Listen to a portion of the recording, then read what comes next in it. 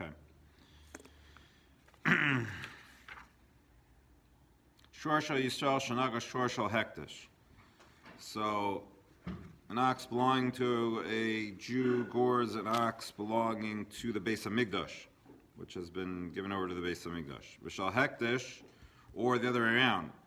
Shor shel hektish shenagach l'shor shel Yisrael gores your ox, whether a tam or a muad. Patur, don't have to pay. Shenemar shor re'ehu, because it says in the pasuk he go shor isha shor re'ehu, gores the shore of his friend, below shor shel hektish, so that there's no din of nezek when it comes to shor shel hektish, and therefore it doesn't apply there.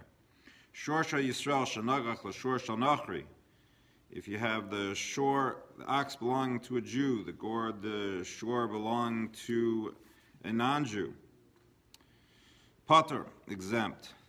The Rambam explains the reason. He basically says that because in their courts they don't make a person chayiv to pay for their animal that causes damage. So he says, so we judge them according to their rules, according to their laws.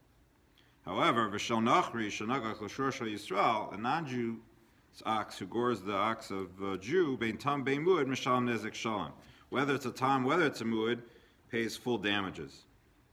The Gemara explains that Kadosh Baruch Hu, gave the Sheva Mitzvos B'nai Noach to the world, and essentially they don't keep them, and therefore God sort of, said that the money is somewhat hefker. Hitter menonim Yisrael, the Gemara says. The Rambam says it's a kanas, it's a fine. They're not careful in mitzvos, and they